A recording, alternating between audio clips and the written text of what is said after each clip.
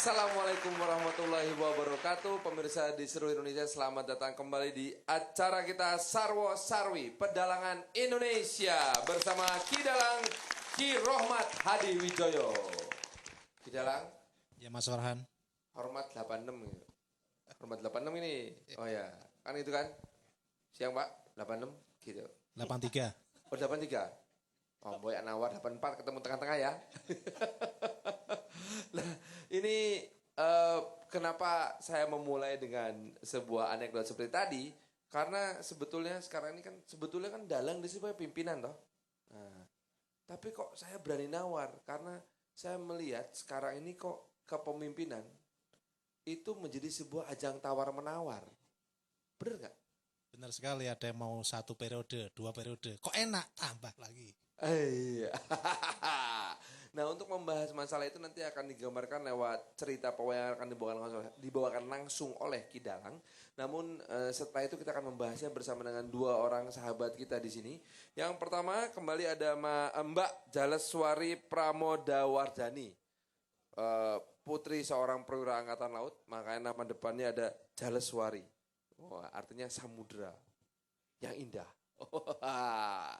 Dan beliau ini adalah peneliti di Pusat Penelitian Kemasyarakatan dan Kebudayaan di Lembaga Ilmu Pengetahuan Indonesia atau LIPI. Sementara itu di sebelah kiri sana ada Deputi Dalang Indonesia, Mas Sarwono Tanpa Kusuma Atmaja, wartawan senior sekaligus juga asisten direktur pemberitaan media Indonesia. Selamat datang Mas. Selamat malam Mas Farhan, sugeng dalu para pemirsa TV RI. Nah kan lain. Bagaimanakah kisah berikut ini yang akan menggambarkan bagaimana sebetulnya kepemimpinan itu penuh dengan dilema. Di saat ingin mundur ada konsekuensinya, di saat ingin bertahan ada konsekuensinya. Jadi inti ceritanya ini apa? Jadi inti cerita, tema, bukan cerita, tema. Iya. Karena temanya itu adalah Abiyasa Madeg Pandito. Jadi digambarkan di dalam cerita ini adalah terinspirasi kira-kira polemik di Republik ini. Itu kan ada wacana untuk penambahan periode. Dengan mengamandemen Undang-Undang Dasar. Undang-undang. Karena merasa dengan alasan masih diperlukan oleh masyarakat, kan begitu. Iya. Nah, local wisdom atau kearifan lokal dalam cerita tadi, nah, itu disebutkan bahwa Sang Abiyasa itu nanti dapat memberikan contoh yang nyata bagaimana seorang pemimpin harus dilengserkan atau lengser ke Prabon. Kalau dilengserkan itu berarti kepemimpinan dilengserkan oleh rakyat, itu dilengserkan. Ya. Tapi kalau lengser ke Prabon, dia sendiri yang punya keinginan untuk mundur. Nah, tapi untuk ngemut legining gula dalam bahasa Jawa itu. Kalau kita udah minum apa itu? Iya, merasakan Kemanisnya. manisnya gula. Gula itu kan mau dilepas itu kan awal kan, sayang itu kan. Oh iya benar. Gitu kan. Itu Mas. Jadi itu saya setuju itu. Itulah kearifan lokal. Kekuasaan itu bisa menimbulkan efek ketagihan yang lebih dahsyat daripada narkoba. Yes. Oh iya. Iya toh? Buktinya laki-laki tanpa kuasa poso terus setiap hari.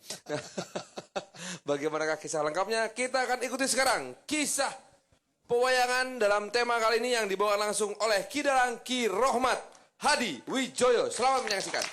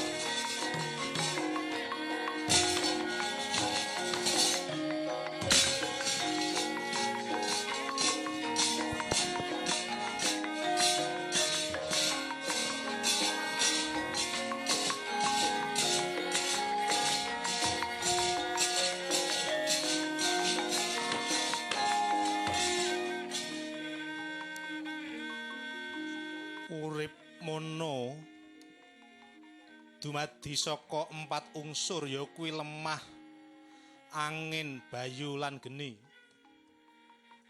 Dene keempat unsur mau sing kudu diwaspadai ya iku unsur geni. Sebab unsur geni banget tali tumali karo jiwa utawa nafsuning manungsa. Apa maneh manungsa mau duwe panguwasa? Panguwasa iku kekuasaan ibarat geni utawa api.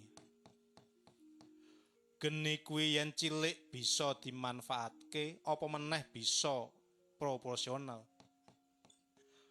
Mestine bisa bermanfaat lan mendatangaken kemaslahatan kanggo tumrap bebrayan agung. Nanging yen geni kuwi dadi gedhe lan ora terkendali, geni bakal ngobong, geni bakal ngobar lan memusnahke apa lan sapa wae. Mula kanthi pralambang kang mengkono mau ingsun sadar kudu tumuli lengser ke Prabon. Duh, Gusti Prabu. Punapa wonten prayogi dipun tetimbang tuna lan batinipun? Iya. Piye Suman? Menawi paduka lengser saking keprabon saking petangipun para pinter, keputusan menika salah utawi lepat. Sebab secara tidak langsung badhe ndadosaken bibit konflik ing tembe wingking langkih. Mila murih tentremipun bebrayan mbok inggya. Sinuwun paduka kersa nglajengaken setunggal periode kepemimpinanipun malih. Duh Rama Prabu, kados leres menapa ingkang dipun aturaken Harya Suman menika. Kanjeng Rama, nadyanto keputusan paduka menika pantes dipun puji. Awit menika ngatingalaken luhuring jiwa lan kaarifan. Paduka boten larut boten kebakar dening kakuasaan. Namung sapengker paduka Hastina badhe dados menapa? Duh Rama.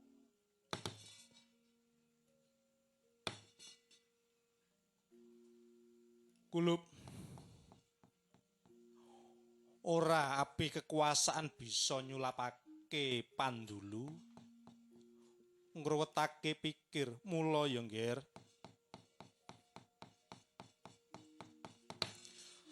Keputusan ingsun iki ora bisa diganggu gugat dening sapa wae. Ingsun rereh keprabon tumuli madeg pandhita ing ana Saptawarga. Inggih sinuwun. Yen to cetha mekaten kepareng paduka,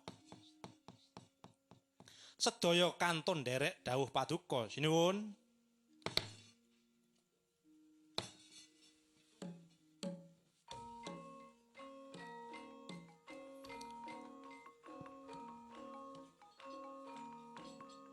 Putraku ngger Drestarstra,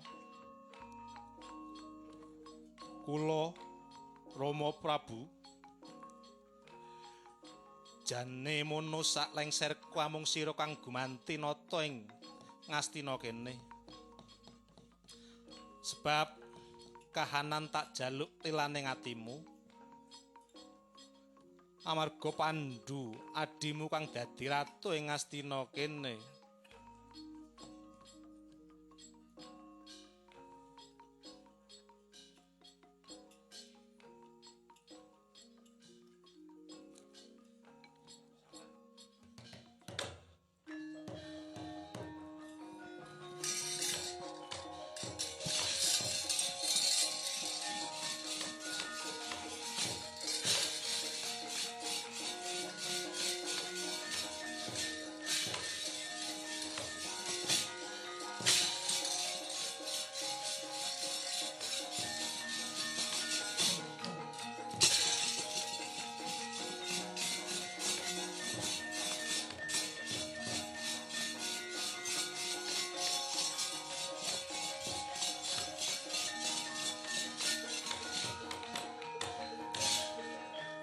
adalah mrucut saka pangembanan, luput saka kudangan. Pandhu sing dadi ratu. Pandhu wong tengeng, tugas lan kewajibane sing dudu ahline mungkar nunggu kahancurane ora adil. Ayo.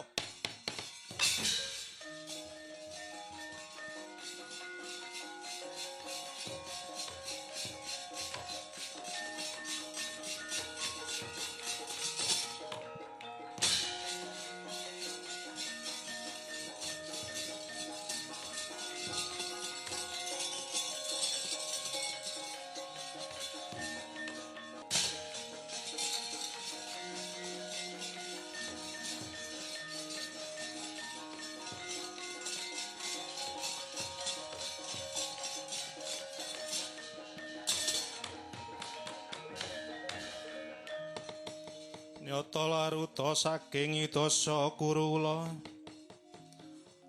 yen to tanpa dosa sansri ngaten wau dongengipun ya paman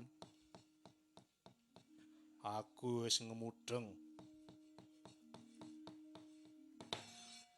menawi dipun runut ke belakang keputusan menika mboten pantes dipuji. Alasane apa? Miturut silsilah kedahipun ingkang Rama nggih Kakang Drestarasta ingkang dados ratu. Nanging lho kok jebul Pandhu Dewanata dupeh Kakang Drestarasta menika tuna netra. Lah lampahan karma pala sampun trep menawi sak menika Hastina ingkang ngesta panguwasa inggih putranipun Kakang Drestarasta inggih paduka sinuwun. Ayo paman. Saiki aku pasrah piye carane supaya Pandhawa tetep dadi wong alasan. Aja nganti bali Ngastina Bara ngiguh pratikemu. Lah menawi katen sampun cetha wela-wela menika. Pandhawa kelambrangan turut alas sebab kalah dadu. Prayoginipun damel ngenes kemawon ngangge cara kita ngawontenaken rame-rame pesta wonten sak caketing Pandhawa makuwon. Pandhawa menawi sumerep Kurawa Dahareca. Pandhawa bakal ngiler tiyang sengsara ingkang gesangipun sasat keserakat kok semerep tiyang sanes ingkang gesangipun sak langkung mulya. Mongko Pandhawa sampun nate ngalami makmur jibar-jibur. Urip mubra-mubru adus madu tentu saya nelongso. Saya selongso karonta-ronta manahipun sinuwun. Yo, aku melu mbebedha Pandhawa. Ayo. Ditilik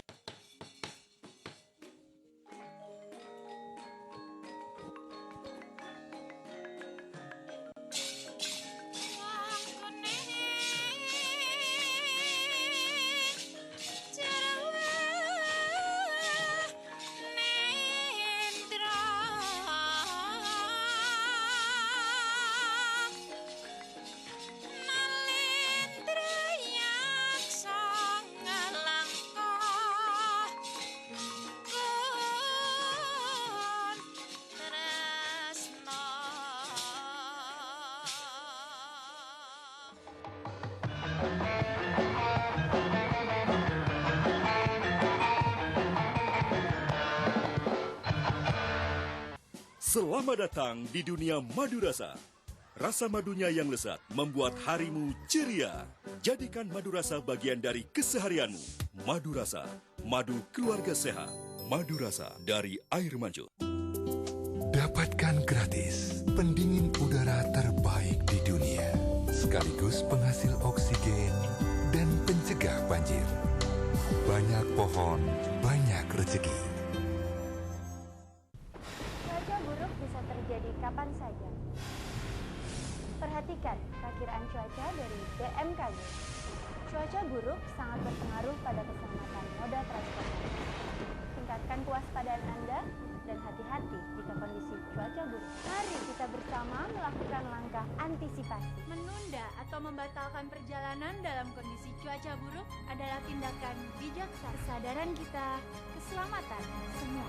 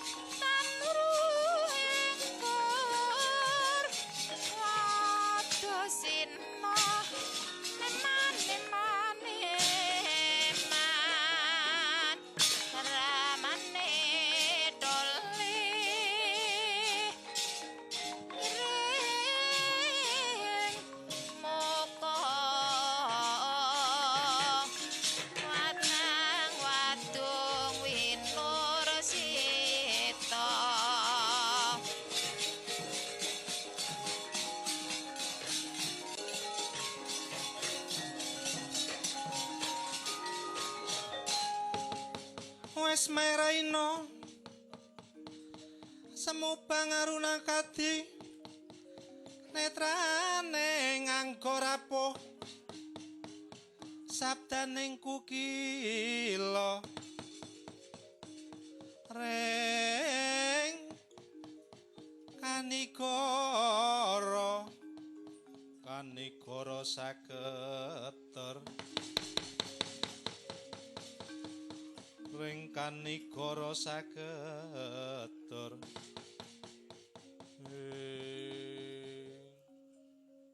ora pangkling iki kaya Uwakartawarma iki yo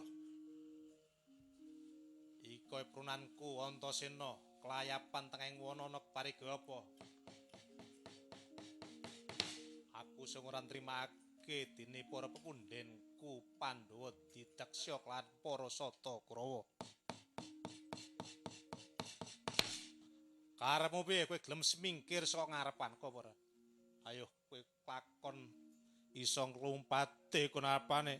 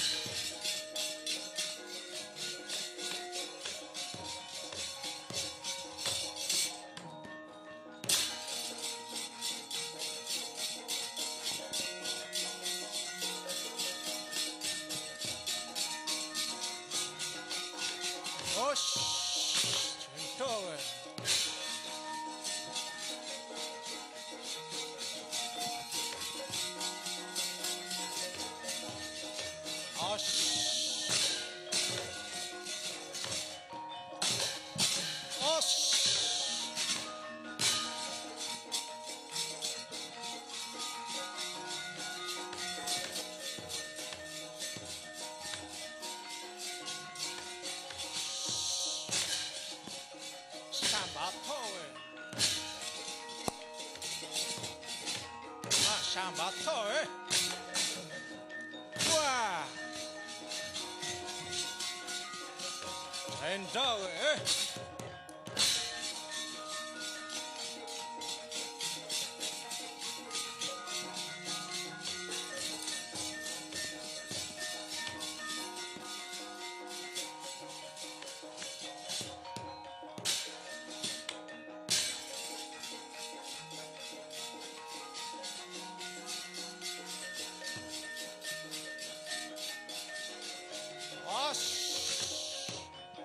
Sambato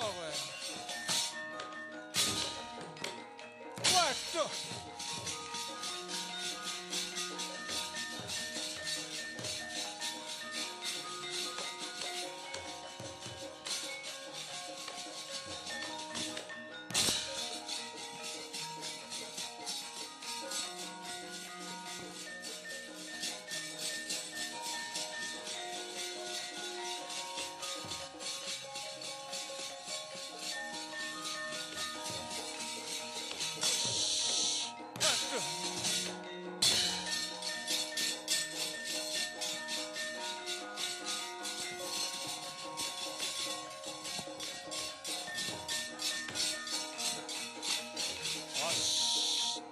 Cedok Wah.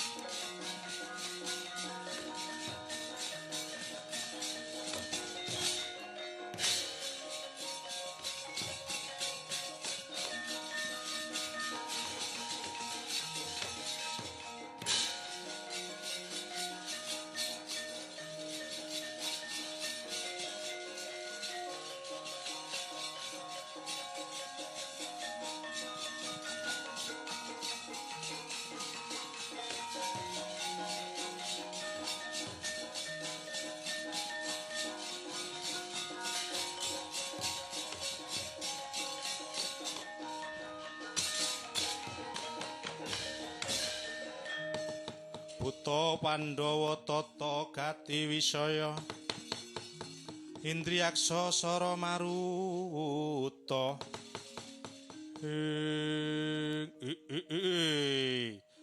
Duryudana pancena kelakuanmu kang kaduk kejem kejiku dhisik wis diramal dening para brahmana. Nalika kowe lair tangismu njerit-njerit kaya pembaunge ngaso ajak nganti gawe mrinding kang padha krungu. Ladal Duryudana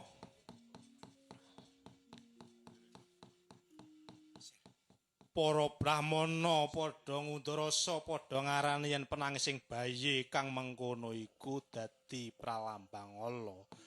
Jebul kelakuanmu nggonmu ngece kelawan para satriya Pandhawa kladuk. Duryudana, aku Raja Gandharwa kang ora nrima gaglak dhewe.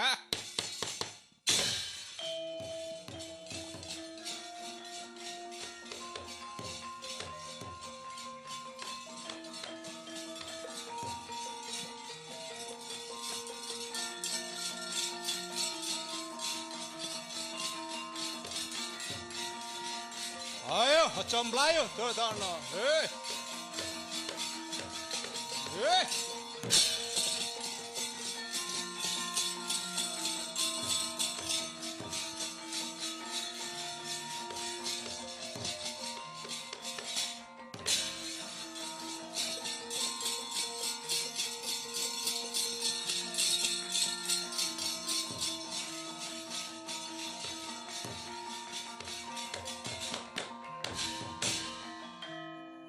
Iki swarane Raja Gandharwa ora tak bakal tak rungokke apa suaramu.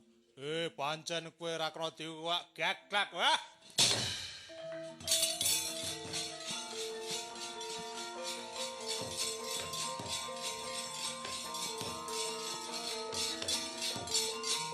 Ayo.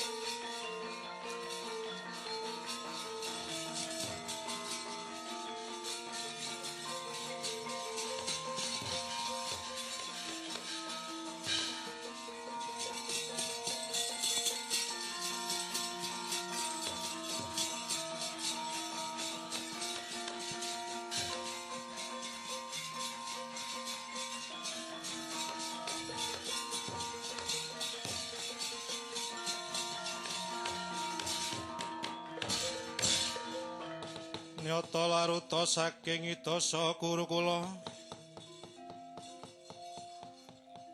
yen to tanpa dosa San Sri Raja Gandharwa sabaro sawetara. Nadyan kuwi mungsuh si Duryudana nang wis ora duwe daya. Kok isih tak siksa disiksa. Iku warane Deksura. Raja Gandharwa. Ya ngene iki kedadiane negaraku isine mung kisruh konflik keluarga besar Barata. Sing ora ana nyiksake apa-apa kejaba kesedihan lan kehampaan. Uga dadi penyebab sejarah bangsaku mundur ke masa lalu.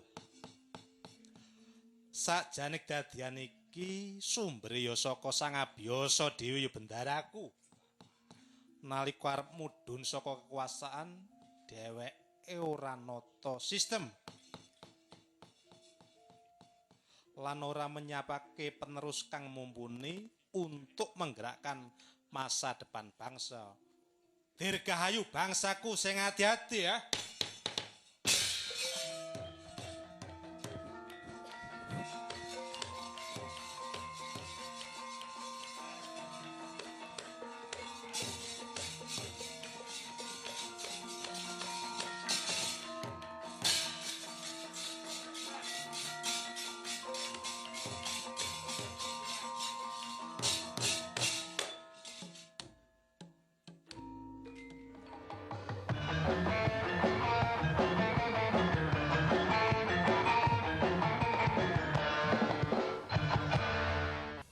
Selamat datang di dunia madu rasa.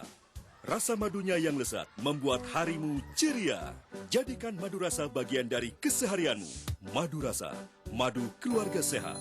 Madu rasa dari air mancur. Kak Bayan, lagi ngapain? Ini namanya membatik. Batik itu produk budaya Indonesia yang perlu dilestarikan, Lap. Ah, itu mah gaweannya bapak-bapak, ibu-ibu, om-om, tante-tante, aki-aki sama nini-ninian. Bukan tugas kita. Itu tugas kita juga, Lap.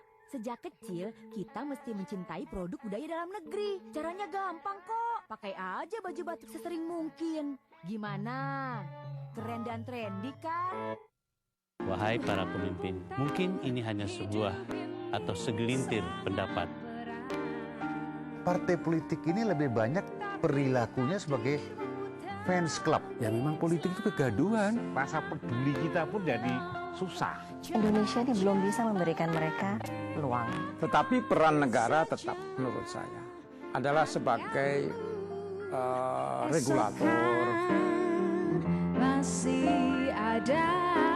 Kak Bayan, lagi ngapain? Ini namanya membatik. Batik itu produk budaya Indonesia yang perlu dilestarikan, Lap. Ah, itu mah gaweannya bapak-bapak, ibu-ibu, om-om, tante-tante, aki-aki sama nini-ninian. Bukan tugas kita. Itu tugas kita juga, Lap. Sejak kecil, kita mesti mencintai produk budaya dalam negeri. Caranya gampang kok. Pakai aja baju batik sesering mungkin. Gimana? Keren dan trendy kan?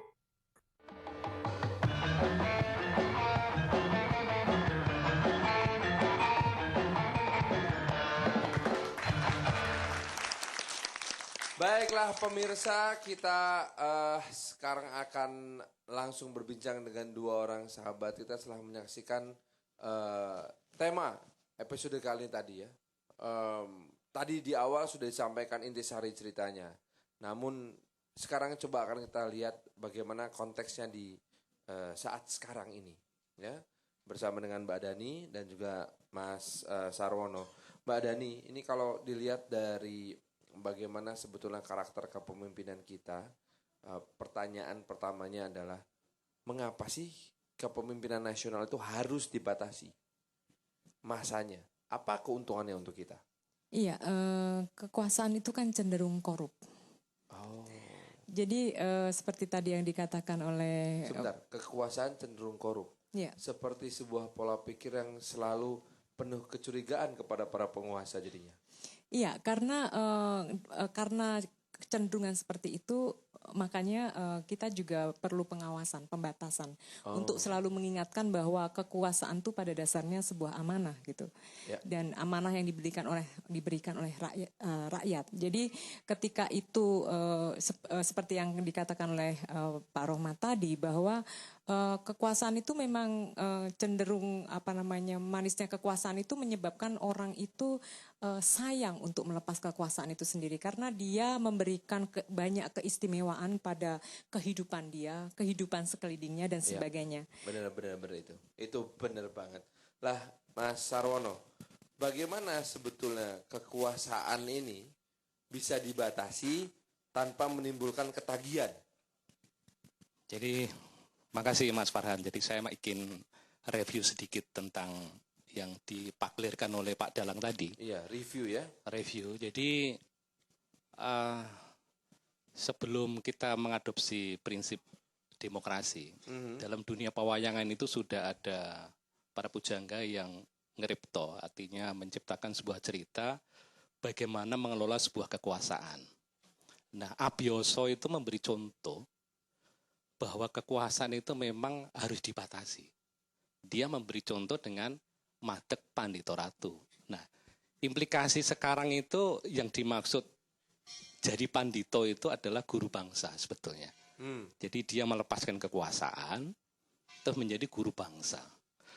Sebetulnya jauh sebelum Abioso lengser itu kekuasaan itu juga sudah pernah ditunjukkan oleh Bismo, waktu mudanya namanya Deobroto. Dia sebetulnya yang mempunyai hak menjadi raja di Hastino. Tapi untuk menjaga konflik yang potensial pecah di negara Hastino, akhirnya dia tidak ingin jadi raja, bahkan dia tidak menikah. Ini seorang pemimpin yang tahu tentang kekuasaan dikelola. Bolehkah saya menggugat Bisma? Karena hasrat mulia beliau yang tidak mau atau menghindari konflik dengan ibu tirinya berakibat kepada sebuah konflik besar yang berujung di Baratayuda gitu. Maksud saya gini, seandainya Deobroto itu mau mengambil kekuasaan dengan mengambil resiko ada konflik kecil di depan, mungkin Baratayuda tidak akan pernah ada. Karena itulah ini kan cerita wayang, artinya local wisdom yang ada di sini, kita sebagai penerus bangsa ini juga bisa mengambil nilai-nilai yang ada dalam dunia pewayangan, di mana kita sudah diajarkan sebuah batasan kekuasaan.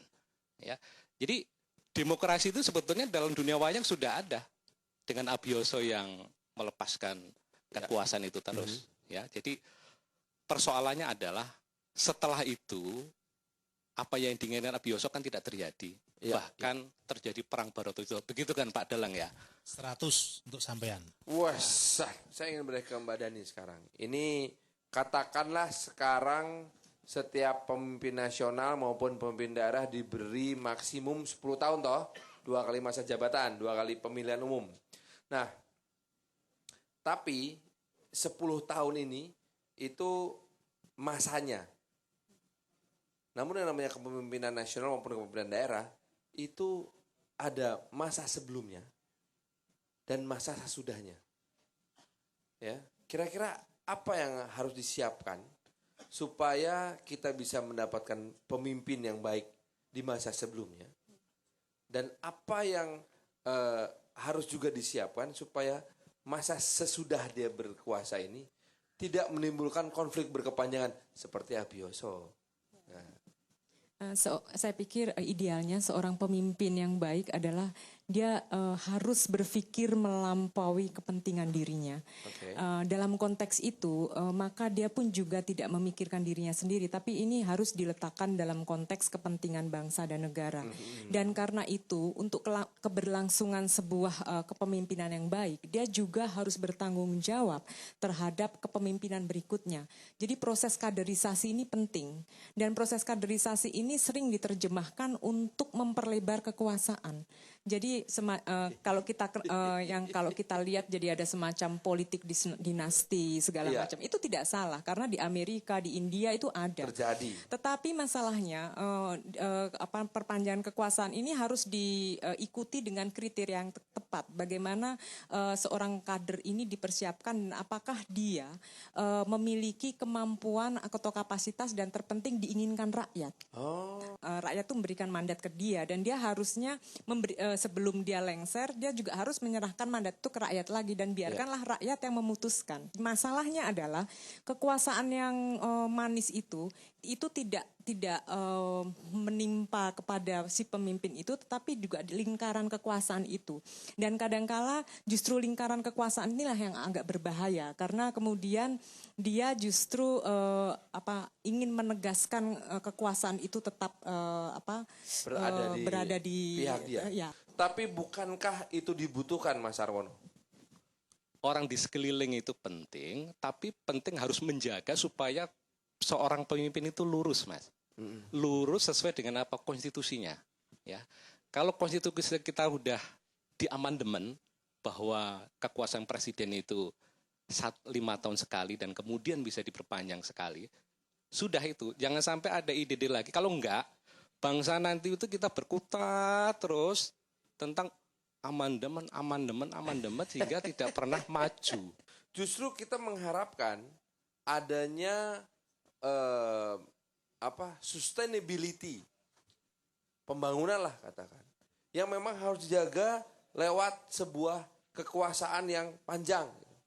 Mungkin toh? Sebetulnya era Orde Baru itu untuk program pembangunan bagus. Artinya apa? Tahap demi tahap. Ya. Repelita pertama, kedua, ketiga, keempat, kelima. Dan dikawal terus. Ada sasaran jangka pendek dan jangka panjang. Gitu kan. Tapi persoalannya ketika itu yang tidak bagus adalah orangnya terus.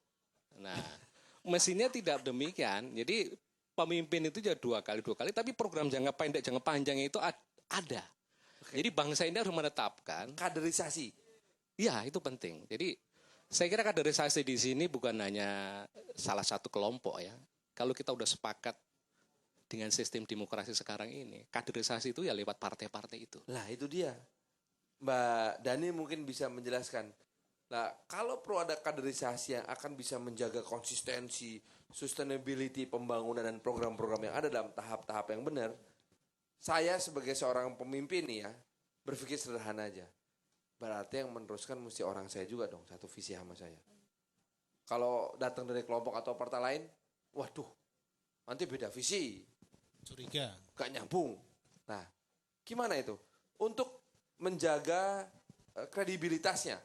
Kaderisasi itu penting, tetapi ketika itu memasuki wilayah-wilayah yang kita bisa memberikan label itu adalah nepotisme, KKN segala macam, itu harusnya ditambah dengan bagaimana sih kemampuan dia, bagaimana sih kehendak rakyat. Jadi ada kriteria tidak hanya sekedar ini ditujukan untuk keberlangsungan sebuah kehidupan sebuah negara. Masalahnya Mas Farhan, kita tuh bicara soal kepemimpinan, kita tuh kondisi perpolitikan kita hari ini hanya sekedar kita sering lebih akrab dengan kekuasaan saja, tetapi tidak pernah hadir dalam wacana kita. Sama dengan kekuasaan. Betul. Saya pikir ketika kita bicara soal wayang, disinilah ia akan mewarnai perpolitikan kita tuh sebetulnya butuh etika, butuh nilai-nilai, butuh norma-norma yang kita bisa cari dan eksplorasi dari kearifan lokal kita. Dan butuh ukuran serta parameter karena di sini ada yang namanya prasyarat yaitu sesuai dengan kehendak rakyat. Iya. Gimana caranya kita ngukur kehendak rakyat, Mas Arwono? Anda kan orang media. Ya, kehendak rakyat kan dari pemilu itu sebetulnya. Ya, jadi saya bisa saja misalnya saya berpikir bahwa kan sekarang ada nih bupatinya 2 periode selesai, maka anaknya atau istrinya yang kemudian menjadi penggantinya dia dan dapat suara mayoritas juga pada saat pilkada, pemilu kada. Itu legitimate berarti. Kekuasaan itu memang seperti gula manis ya. Jadi semua akhirnya ke sana. Nah, persoalannya seperti yang terjadi di negara kita ini, kalau bapaknya sudah, kemudian istrinya. Ketika istrinya sudah, nanti anaknya, kan begitu kan? Iya dong. Saya setuju Mbak Dani tadi, perlu sebuah etika moral. Jadi pemimpin itu pasti ada dari sekian banyak rakyat. Tidak semuanya itu bisa seolah-olah menjadi hak keluarga kan gitu kan. Tapi persoalannya kenapa mereka terpilih kan begitu? Iya. Kok menjadi lagi? Nah, tentunya juga rakyat perlu dididik politik, ya. Saya maaf Pak Dalang juga. Jadi rakyat kita itu kadang-kadang sederhana memilih seorang pemimpin. Nah, ini harus kita cerdaskan juga. Dunia wayang itu juga mencerdaskan sebuah kekuasaan. Jadi jangan hanya karena sampean tadi bicara 86, ya, sekadar uang atau sembako akhirnya milih seorang, padahal belum tentu mempunyai kredibilitas. Nah, ini berbahaya. Artinya apa? Tujuan demokrasi yang untuk mensejahterakan rakyat tidak tercapai. Ya. Karena kekuasaan itu hanya di mood sendiri tadi itu. Padahal harusnya nggak cuma di mood sendiri, dibagi-bagi juga. Tinggal pertanyaannya, rakyatnya mau nggak nerima bekas emutan itu loh. Itu loh, mesti dipertimbangkan loh. Artinya gini ya, bahwa ketika rakyat harus dibagi sesuatu juga, maka yang dibagi ini mesti sesuatu yang menyegarkan, yang manis juga, yang namanya kesejahteraan. Bagaimanakah wujud kesejahteraan itu bisa diterima? Apakah hasil dan proses mana lebih penting? Akan kita ikuti dalam perbincangan kita berikutnya. Jangan kemana-mana, tetap di Sarwo Sarwi Pedalangan Indonesia.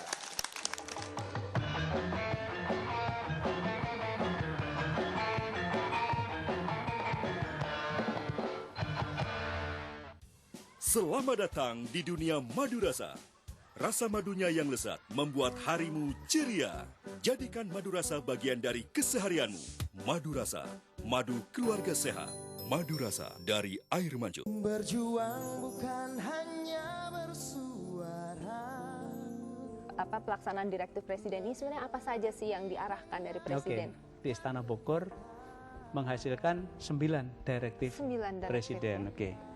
Dalam penyusunan RPJP dan RPJM, ternyata interpretatif pemahaman itu lebih banyak bersifat lokal. Kayak dorong lebih besar daripada yang ditahan, ya di situ akan mengalami kelongsoran.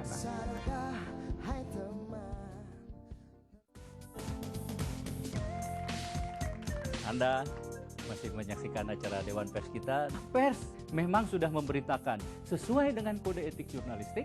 Dalam persepsi publik itu bisa terjadi perbedaan pro kontra. Penayangan video itu sebagian itu mendorong anak-anak terutama remaja untuk ingin tahu. Dengan pemberitaan itu orang terangsang berbuat jahat.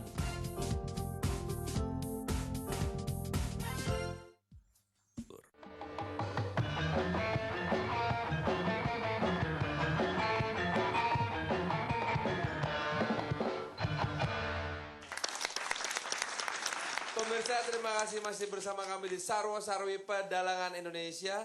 Masih bersama Ki Dalang kita, Ki Rohmat Hadi Wijoyo.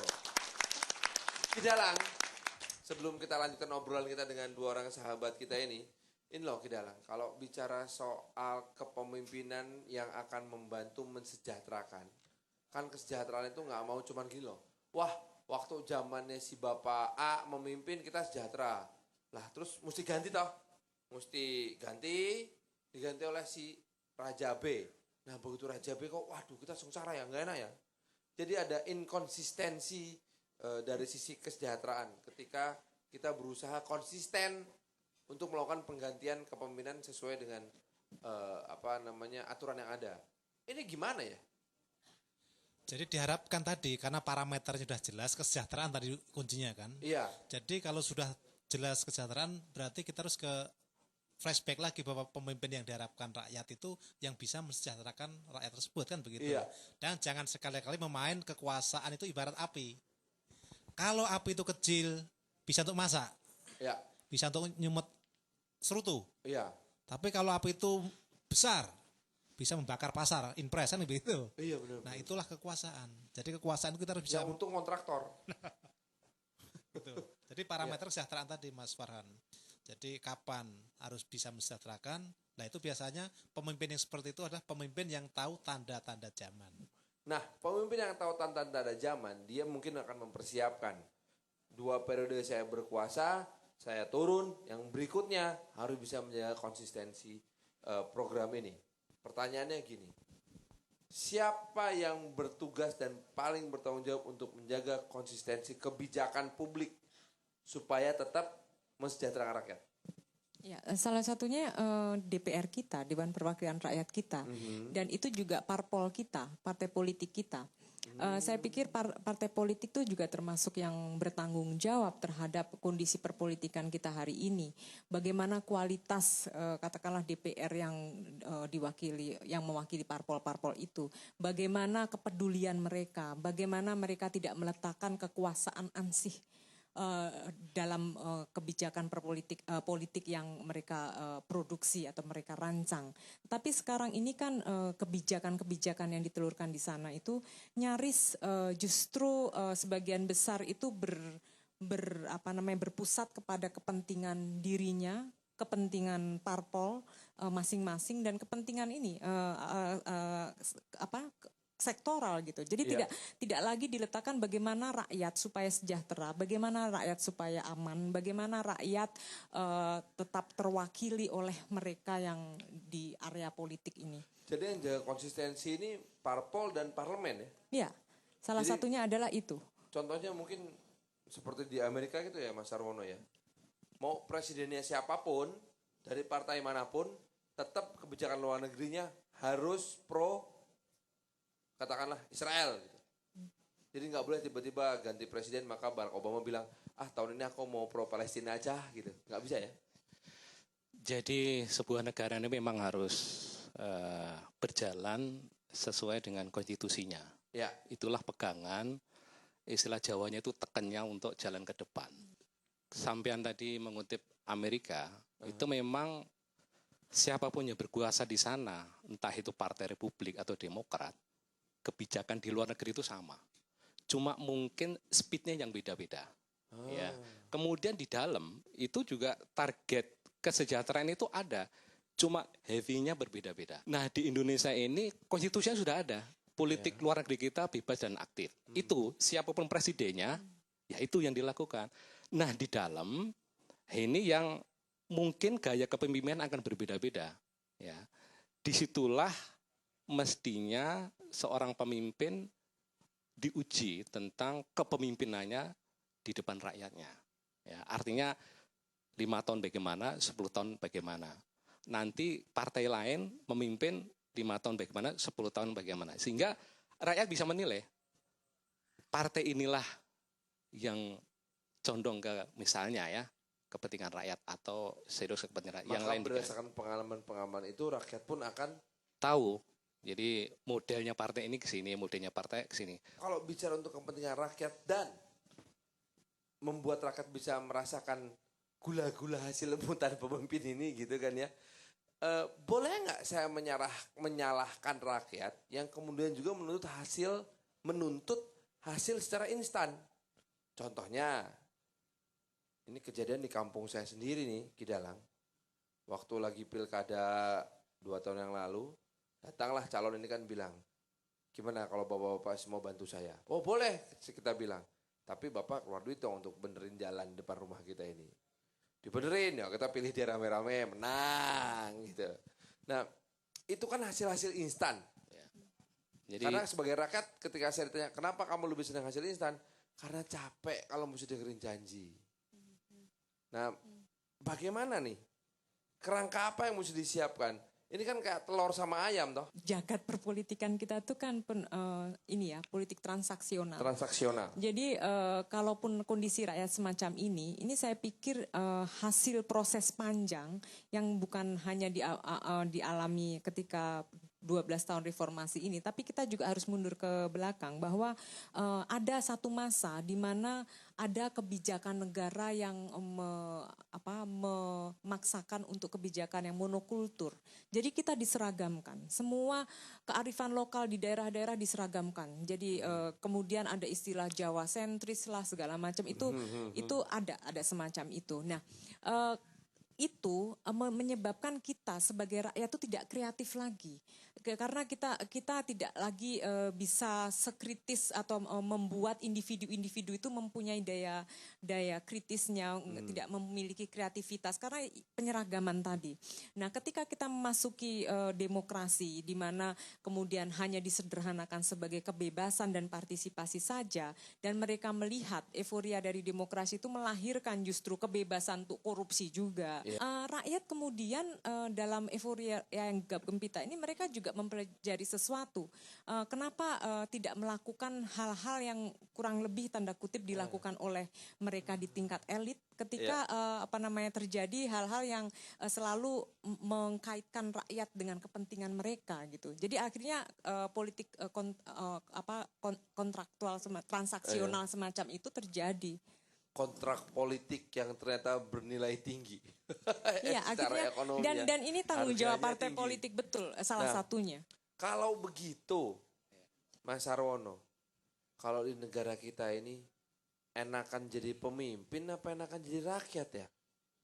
Atau enakan jadi ini dalang? Dalang itu juga pemimpin loh ini loh. Oh iya, makanya. Semua bisa enak asal semua punya tanggung jawab masing-masing ya. Jadi seperti sampean tadi mengatakan, saya garis bawahi bahwa yang salah berarti rakyat juga dong. Iya. Ya. Iya. Jadi memilih memimpin asal di depan jalannya dibangun dipilih. Nggak ngerti itu pemimpin itu modelnya kayak apa nanti gitu kan.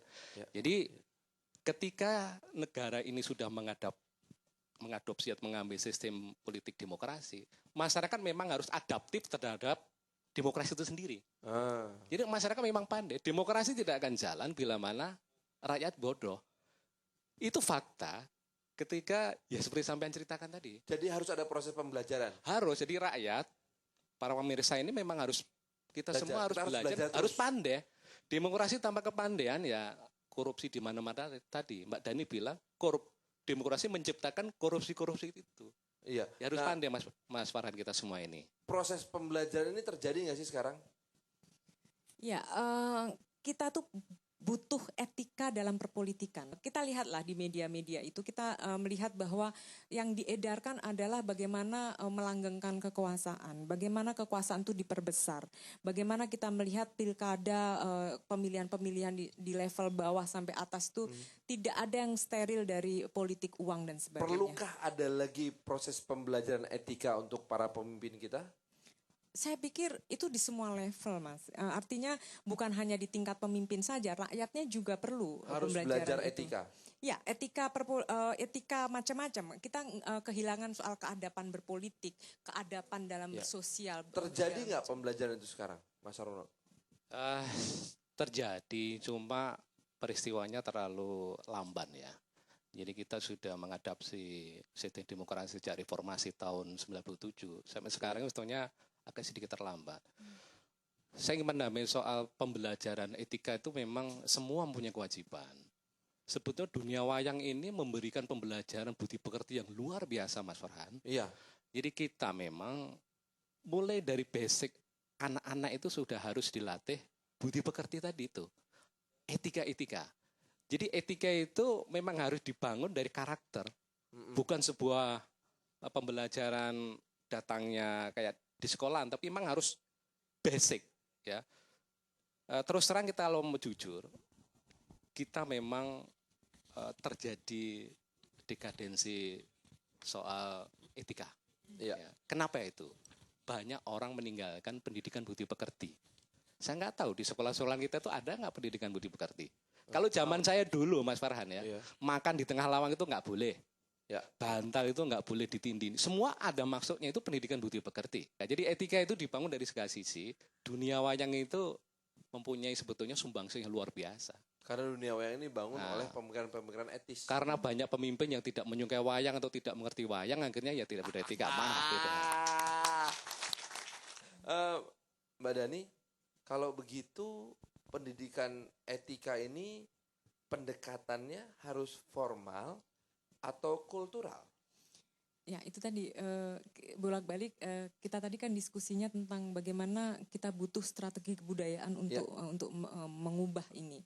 Dan jalur pendidikan formal tentu iya, karena dia adalah transformasi nilai-nilai dan sosialisasi untuk perubahan itu. Tetapi yang penting lagi juga ini keteladanan, saya pikir. Pemimpin itu juga harus memberikan sebuah teladan, satunya kata dengan perbuatan. Ketika dia bilang jangan korupsi, ya dia buktikan dong dia nggak korupsi. Korupsi itu kan tidak hanya dalam soal uang saja, tetapi bagaimana dia mendistribusikan kekuasaan itu. Misalnya jangan sampai kekuasaan itu hanya jatuh kepada orang-orang terdekatnya. Itu juga bagian dari tidak korupsi. Dan kemudian DPR, saya pikir kita selama ini agak sedih dengan DPR kita, karena yang terjadi di sana bukan wacana yang produktif. Bagaimana mereka sebagai wakil rakyat dengan usulan-usulan mereka, gagasan-gagasan mereka, kritikan-kritikan mereka tentang korupsi yang demikian marak, tetapi mereka justru ikut menegaskan korupsi yang semakin besar ini. Ya. Itu saya kira tantangan terbesar dari para pemimpin bangsa kita ini. Lah Ki Dalang, kalau Ki Dalang tadi mengatakan bahwa Dalang juga seorang pemimpin, bagaimana cara Ki Dalang sendiri mungkin bisa berbagi pada kita, menjaga supaya tidak mabuk jadi pemimpin? Jadi tahu kapan dia harus lengser, kapan dia harus tahu madeg pandito.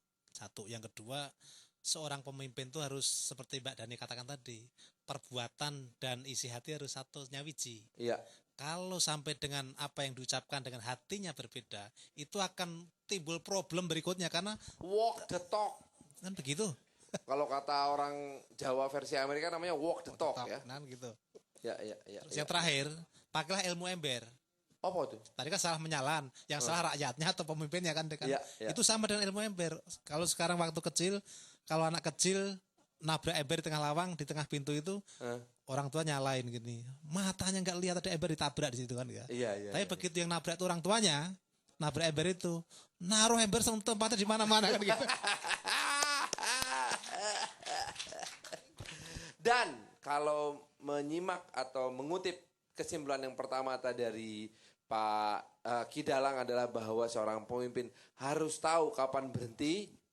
Saatnya kita berhenti agar kita menjadi para pembawa acara yang tahu diri dan tahu waktu. Kalau begitu, terima kasih Mbak Dani, terima kasih Mas Arwono, terima kasih pemirsa. Ki Dalang, sampai ketemu lagi episode mendatang ya, insya Allah ya. 86 pasti, gak kurang gak lebih. Kalau begitu, pemirsa terima kasih sekali lagi. Sampai jumpa di episode mendatang. Sarwo Sarwi Pedalangan Indonesia. Wassalam.